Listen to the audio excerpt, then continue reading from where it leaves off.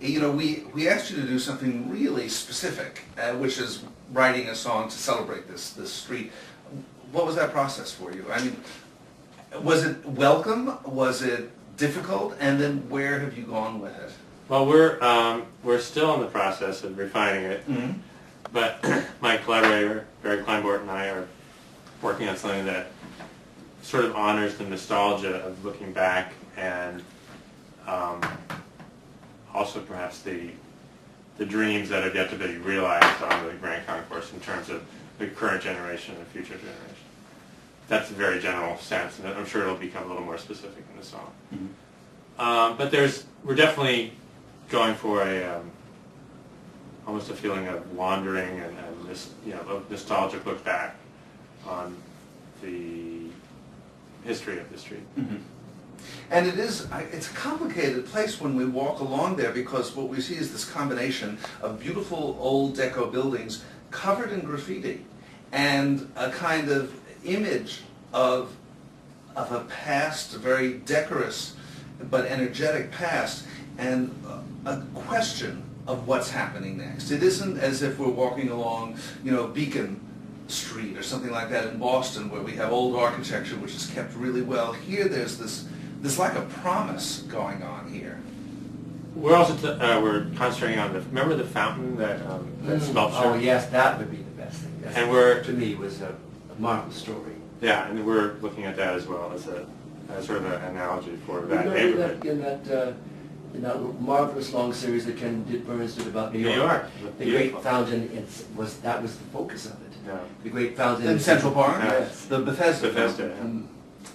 Because that's a work of art, how it got there and how it is now, the travails of getting it there and how it is now, this wonderful Rococo thing. And I love that fountain. So that would be interesting that represents immigration and neglect and restoration. Right, exactly that.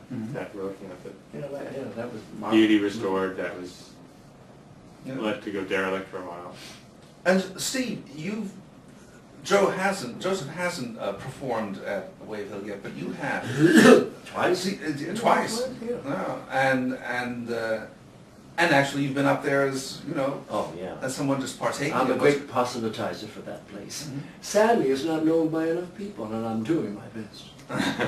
But what was it like to perform there? I mean, is there anything different from your normal performances? It was a pleasant surprise in the fact that this beautiful room, and one rarely has a room that is open to verdure and seeing the great trees and all of that. That was a little different. I mean, we're used to nightclubs and kind of the closed-in atmosphere of just you and the song. But this, I felt I was sharing it with the birds and the bees. I think Porter would have loved that room.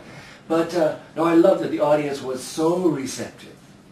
And there's an interesting thing about performing these songs. It seems foolish that what difference would it make in the afternoon in such an open, as opposed to a closed space that might promote introspection, and especially if we do more of a ballad or something like that. But I don't know, it was very liberating to be in that beautiful room, and the acoustic and the sound provided were lovely. I felt very welcomed in that space, and I thought it was great. I enjoyed it very much indeed. And the audience was very receptive, because they know it is so nice to do material that basically, they know what they're doing. And my little joke about, although I don't think he was on the Grand Course, about Eddie Cantor. And I said, how pleased I am not to have to explain Eddie Cantor to most of you. Right. That got a big laugh. That is true.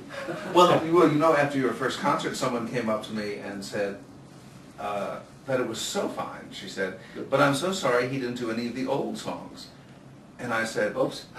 I said, after an afternoon of Cole Porter and George Gershwin and Irving Berlin, I said, what are you talking about? I said, are you talking about Victor Herbert? She said, yes. Oh, because he was a Grand Concourse man. Well, he's buried actually nearby the Grand Concourse. Ah, so that's his connection. His connection is posthumous. Posthumous. Well, that's right. So she wanted. Isn't that funny? Yeah. She wanted all this newfangled modern material is great, but let's go really back. Yeah, right. Gosh. Well, God bless her. I'll certainly get my sweet mysteries of life together. I'll get up there. But there is something, you know, when in this room, and that you capture so well, of the sense of a private party, and an it's very afternoon festive. party. It's very festive, and people are there to be entertained, and they kind of know the songs, and I love working up there, and the artists whom we've scheduled, I'm sure all have.